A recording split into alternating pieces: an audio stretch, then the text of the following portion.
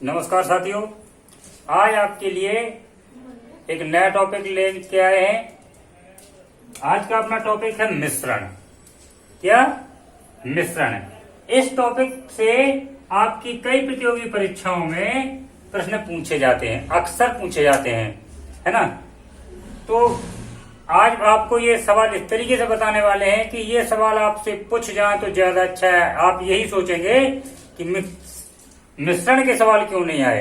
अगर मिश्रण के 2 और सवाल आ जाते तो आपका स्कोर और ज्यादा बढ़ जाता। आपके मिश्रण के सवाल बताएंगे, किसी तरीके का कोई सवाल छूटेगा नहीं, बहुत ही आसान तरीके से, बशर्ते आप धैर्य से इसको देखते जाइए।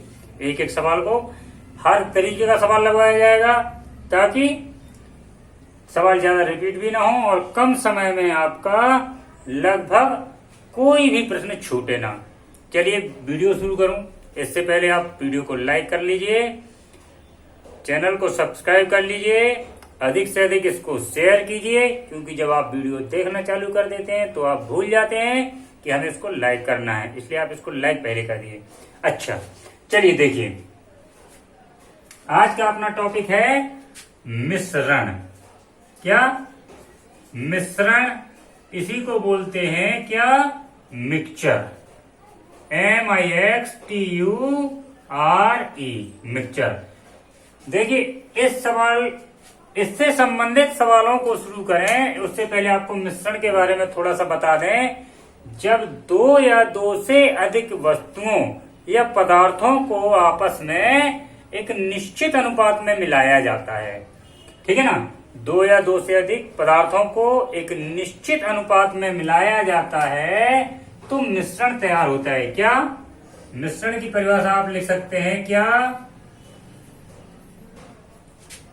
जब 2 या 2 से अधिक 2 या 2 से अधिक पदार्थों को, ठीक है ना, एक निश्चित अनुपात, क्या? एक निश्चित अनुपात में मिलाया जाता है। निश्चित अनुपात, ये आप ध्यान रखेंगे, अनिश्चित अनुपात में मिलाया जाता है, तब मिश्रण बनता है। ठीक, निश्चित अनुपात में मिलाया जाता है 2 या 2 से अधिक। 2 या 2 से अधिक को एक निश्चित अनुपात में मिलाया जाता है तो आपका मिश्रण तैयार होता है। ठीक, देखिए, एक और शब्द आपका आएगा मिश्रण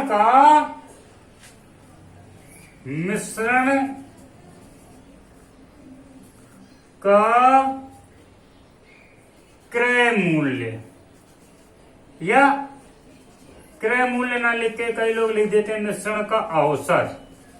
तो मिश्रण का औसत कहलाता है, जैसे आपने 2 चीजों का मिश्रण किया, दूध में पानी मिला दिया, है ना, 2 किलो दूध में 1 किलो पानी मिला दिया तो वो मिश्रण कहलाने लगा। अब उसका क्या रेट रखा है, किस रेट पे आप बेच रहे हो, तो उसकी जो दर होगी, है ना, मिश्रण की जो इकाई वस्तु का जो रेट होगा वो क्या कहलाएगा? मिश्रण का दर या मिश्रण का औसत। ठीक है ना। चलिए, अब आपको मूल मुद्दे पे लाते हैं, जहां से आपके सवाल शुरू होना है, ठीक है ना, जहां से आपका ये नियम लागू होना है। देखिए, आपने 2 वस्तुओं को यहाँ पे मिलाया है। निश्चित तौर पे एक सस्ती होगी, एक महंगी होगी, क्योंकि दोनों बार एक ही रेट की वस्तुएं हैं, तो आप उनको क्यों मिलाएंगे?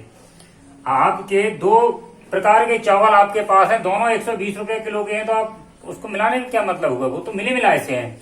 हाँ, क्या करते हैं, एक सस्ती वस्तु को, क्या? सस्ती वस्तु को महंगी वस्तु से मिलाया जाता है। क्या? सस्ती वस्तु को महंगी वस्तु से मिलाया जाता है, ठीक है ना।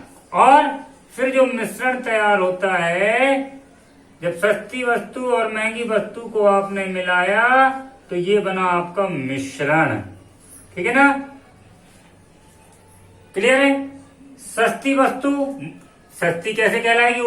वो कम रुपए की हो। जैसे मान लीजिए आपके ये 70 रुपए किलो चावल हैं, क्या 70 रुपया किलो चावल हैं, और यहाँ पे आपके 100 रुपया किलो वाले चावल हैं।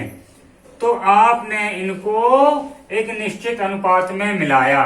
मान लीजिए आपने किस अनुपात में मिलाया, सस्ते चावल आपने ले लिए 3 किलो, या सस्ते चावल ले लो 5 किलो, और ये महंगे वाले चावल ले लो 3 किलो, और ये 8 किलो का आपने मिश्रण बना लिया। अब इनका, इसका रेट था आपका 70 रुपये किलो, इसका हो गया आपका 100 रुपये किलो, इसको रख दिया आपने कितने रुपए किलो, 90 रुपये किलो आप इसको बेचने लगे। ये 90 रुपया किलो जो आपका निकला है, एक इकाई का रेट, प्रति यूनिट की दर ये जो निकली है, यही आपको यहाँ पे लेनी है। ठीक, सस्ती वस्तु आपको दी हुई होगी, महंगी वस्तु आपको दी हुई होगी, कहीं कहीं सवालों में आपको मिश्रण की भी दर दी हुई होगी। तो मिश्रण का आपका नियम लागू कब होता है, इस बात को आप भली भांति समझ लीजिए कि जो मिश्रण आता है आपका मिश्रण, ये आपका एक वस्तु से तो रहेगा महंगा, यहाँ आपका 70 इधर 90, और एक वस्तु से रहेगा ये सस्ता। ठीक, एक वस्तु से होगा ये महंगा, एक वस्तु से होगा ये सस्ता। मान लीजिए आपने कोई ए वस्तु ली, इधर कोई बी वस्तु ली, ठीक है ना, और इधर आपका मिश्रण एम बना, ठीक है ना। तो करते क्या है मिश्रण के नियम में, पहले तो देखिए, चेक करिए मिश्रण का नियम लगना है कि नहीं लगना है। मिश्रण का नियम तब लगेगा जब एक वस्तु आपकी, जैसे मान लीजिए ए है, ये आपकी मिश्रण का जो रेट रखा है, क्रय मूल्य रखा है, उससे सस्ती हो। ए छोटा हो एम से और एम छोटा हो बी से, यानी जो मिश्रण होता है एक वस्तु से सस्ता होता है, इस वस्तु से सस्ता है, इस वस्तु से ये महंगा है। इस तरीके से तिरछे में इनको घटा लेते हैं। कैसे?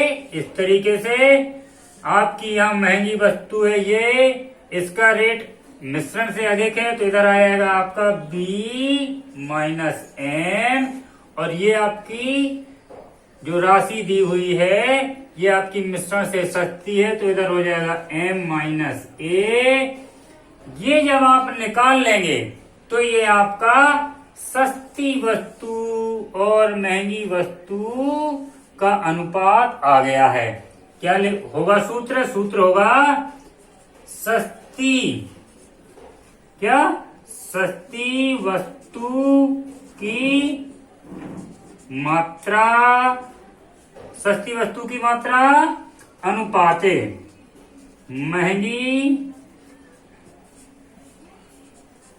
वस्तु की मात्रा, और ये आपका आ गया है बराबर बी माइनस एम अनुपाते एम माइनस ए। ठीक, ये अनुपात आप निकाल लेंगे तो आपको मालूम चल जाएगा कि सस्ती वस्तु किस मात्रा में आपकी मिलाई जानी है और महंगी वस्तु आपकी किस मात्रा में मिलाई जानी है। ठीक, बस इतना आपको करना है। और जो आपका मिश्रण होगा इसका आपको क्रय मूल्य चाहिए है ना। और पहली वस्तु जो आपकी सस्ती है या महंगी है उसका भी आपको क्रय मूल्य चाहिए, महंगी वस्तु है उसका भी। ये सब आपको सवाल में ऑलरेडी दिया होगा, नहीं दिया होगा तो ट्रिक दी हुई होगी तो उससे निकालेंगे। एक चीज और ध्यान रखना, सस्ती वस्तु की मात्रा अनुपाते महंगी वस्तु की मात्रा, मैंने लिया डी माइनस एम अनुपाते एम माइनस ए। सस्ती की जगह अगर महंगी पहले कर दे और सस्ती बाद में कर दे तो ये अनुपात आपका बदल जाएगा, इसमें कोई बड़ी बात नहीं है। अगर मान लीजिए पहले महंगी वस्तु ले ली तो सस्ती वस्तु आपकी इधर आ जाएगी, ये आपका पहले आया है तो ये आपका बाद में आ जाएगा, और ये बाद में आया तो ये पहले आ जाएगा, अनुपात आपका ज्यों का त्यों रहेगा। ठीक, चलिए अब आपके सवाल पे आते हैं। सवाल इसमें बहुत ही आसान है आपके, अगर आप उसको समझ के करते हैं तो बहुत ही आसान है। आपका पहला सवाल है,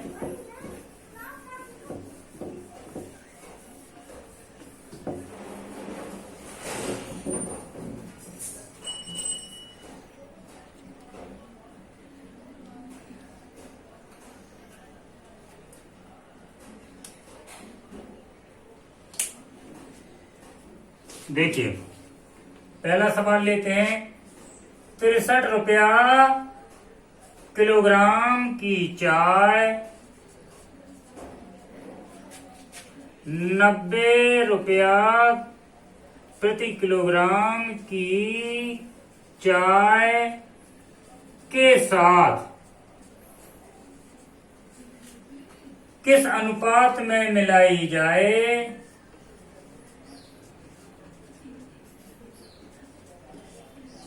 किस अनुपात में मिलाई जाए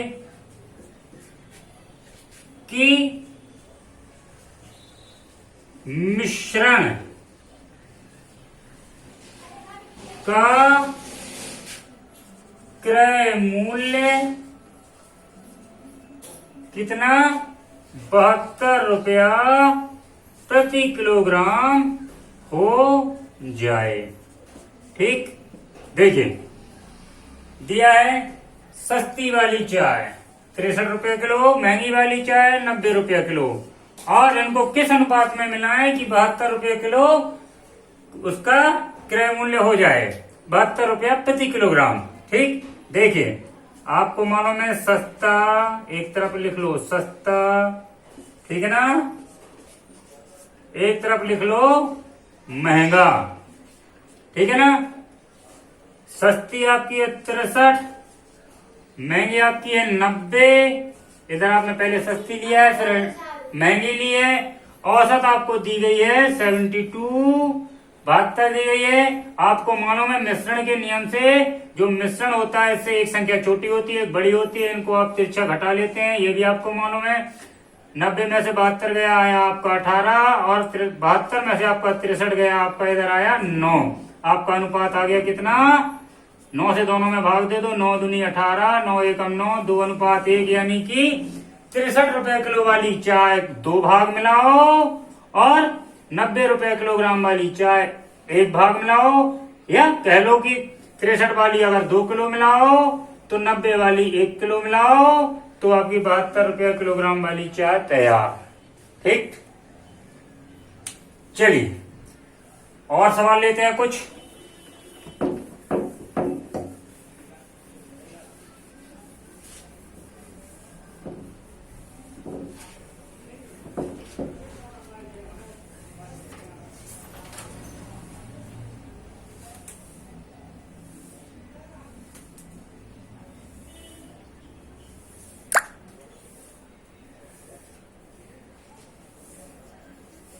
लिखा है 120 रुपया प्रति किलोग्राम के गेहूं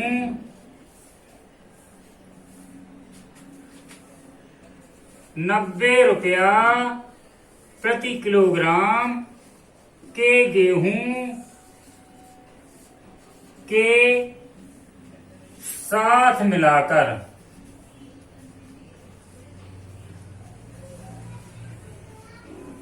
इन्हें 98 रुपया प्रति किलोग्राम के हिसाब से बेचना है। हिसाब से बेचना है।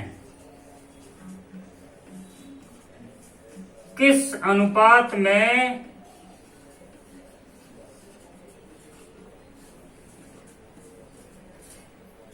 मिश्रण बनाया जाए? ठीक है ना। देखिए क्या कहा है, 120 रुपया किलोग्राम के गेहूं 90 रुपया किलोग्राम के गेहूं के साथ मिलाकर किस किस को मिलाना है? 120 रुपया किलोग्राम के गेहूं और 90 रुपया प्रति किलोग्राम के गेहूं को पूछ रहा है कि किस अनुपात में मिला दिया जाए कि 98 रुपया प्रति किलोग्राम के हिसाब से उनको बेचा जा सके। जैसा आपने पहले किया था सेम वही करना है।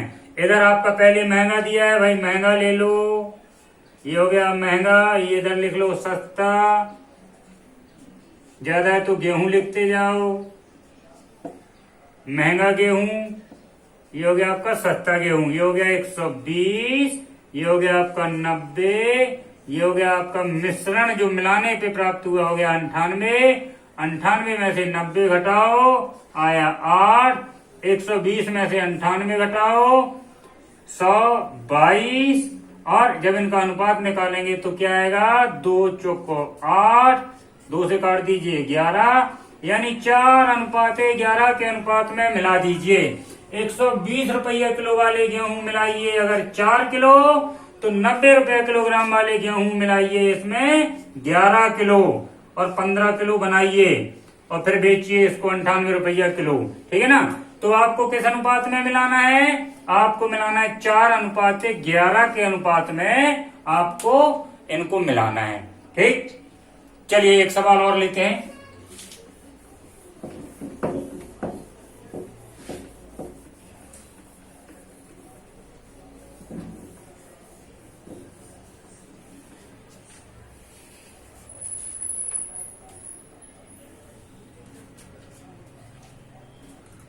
देखिए, दूध और पानी को, तीसरा सवाल है, दूध और पानी को किस अनुपात में मिलाया जाए कि क्रय मूल्य के हिसाब से ही मिश्रण को बेचें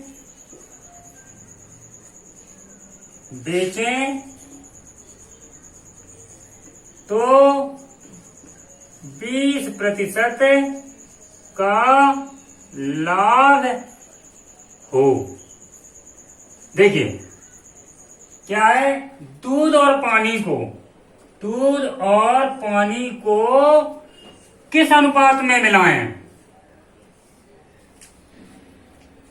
कि मिलाया जाए कि क्रय मूल्य के हिसाब से ही, है ना। क्रय मूल्य के हिसाब से मतलब जो आपने दूध खरीदा है, दूध किस हिसाब से खरीदा है, उसमें पानी किस हिसाब से मिला देंगे आप कि मिश्रण जो आप लिया है, दूध और पानी का आपका मिश्रण बन रहा है, मिश्रण को बेचें किस रेट में बेचना है, जिस रेट में आपने दूध खरीदा है उसी रेट में आपको दूध और पानी के मिश्रण को बेचना है और आपको 20% का लाभ हो। तो बताइए दूध और पानी आपने किस अनुपात में लिया है। देखिए ये सवाल भी आपका सेम अभी तक जो लगा के आए हैं वैसा ही है, थोड़ा सा अंतर है।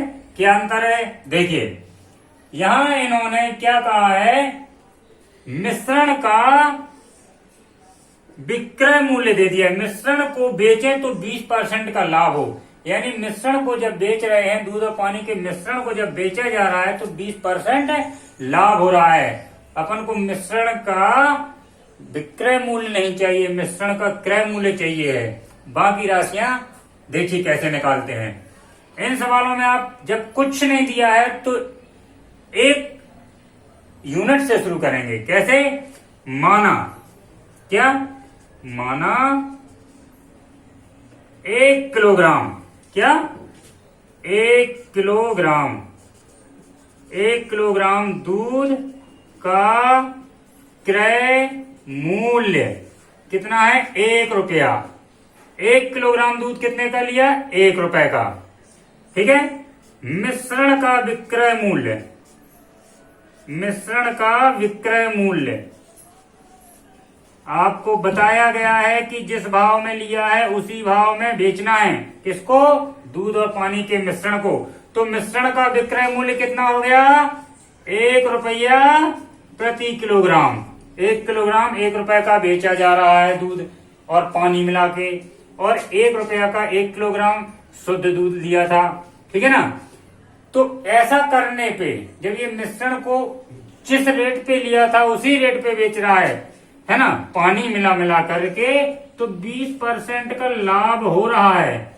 20% लाभ ले रहा है, ठीक है ना, 20% लाभ ले रहा है। अच्छा, तो ये विक्रय मूल्य दिया गया है मिश्रण का, आपको निकालना क्या है, क्रय मूल्य। क्रय मूल्य कैसे निकलेगा, क्रय मूल्य निकलेगा आपका, आपने पढ़ा हो 100 बटे कितने परसेंट लाभ हो रहा है, जितना लाभ हो रहा है 100 के बटे में 100 में उतना ही परसेंट जोड़ दो, यानी 100 धन 20 बराबर 120। 100 बटे 120 गुणे विक्रय मूल्य, क्या, विक्रय मूल्य, तो आपका क्रय मूल्य आ जाएगा। आपने ये क्रय विक्रय के सवाल में सूत्र देखे होंगे। देखिए 100 बटे 120, विक्रय मूल्य आपका कितना है, 1 रुपया, ठीक है ना, 1 रुपए।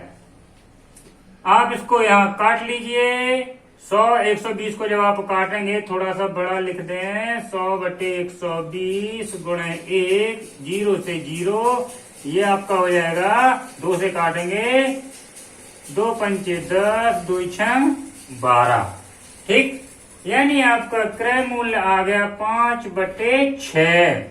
देखिए अब आपको करना क्या है, जो आप अभी तक करते आए हैं आपको वही करना है। क्या, एक तरफ लीजिए दूध, एक तरफ लीजिए पानी। आपको दूध का भी क्रय मूल्य लिखना है, पानी का भी क्रय मूल्य लिखना है। दूध का क्रय मूल्य आपको मालूम है, ये क्या है, 1 रुपया। पानी का क्रय मूल्य आपको मालूम है कि पानी तो अपने यहाँ फ्री ही मिल जाता है, हैंडपंप से, तालाब से, कुएं से, कहीं से भी ले लो, है ना, तो पानी का रेट नहीं लिखते हैं। दूध 1 रुपया, पानी 0, ठीक।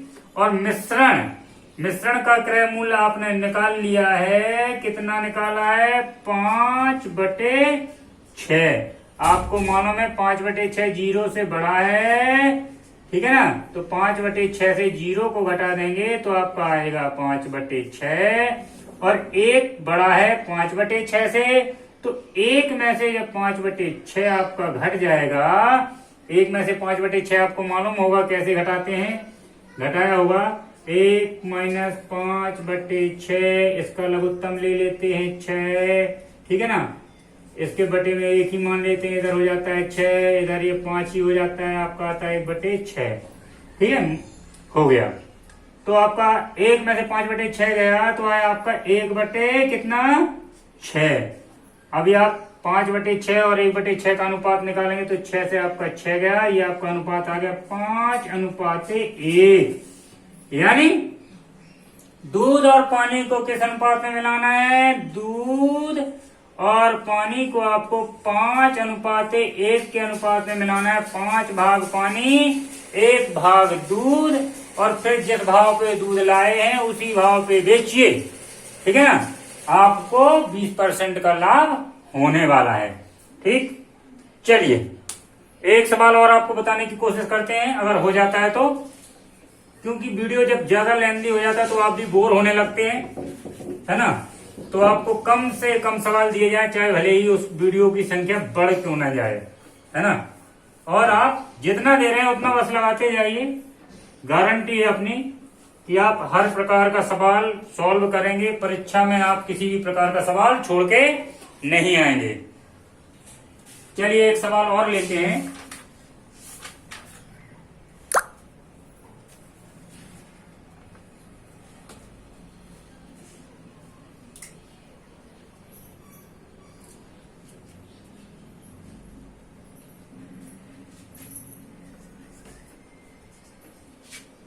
₹37 प्रति किलोग्राम के कितने चावल, क्या, ₹37 प्रति किलोग्राम के कितने चावल 48.4 रुपया प्रति किलोग्राम के चावल, ठीक है ना, के चावल। देखिए थोड़ा सा इसको चेंज करना है, ₹37 प्रति किलोग्राम के कितने चावल 48.40 रुपया प्रति किलोग्राम के 25 किलोग्राम, 37 रुपया किलोग्राम के कितने चावल? 48.40 किलोग्राम के 25 किलोग्राम चावल के साथ क्या चावल के साथ मिलाए जाएं कि मिश्रण के साथ मिलाए जाएं।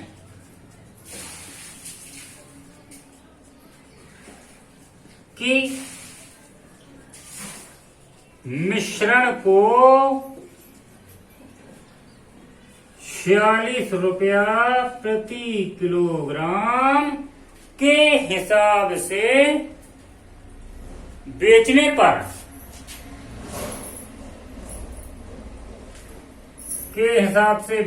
पर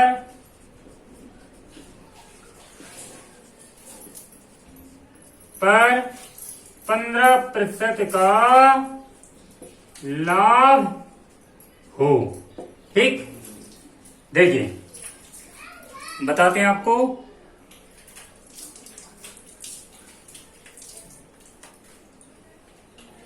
आपको यहां दिया गया है 37 रुपया किलोग्राम के कितने चावल?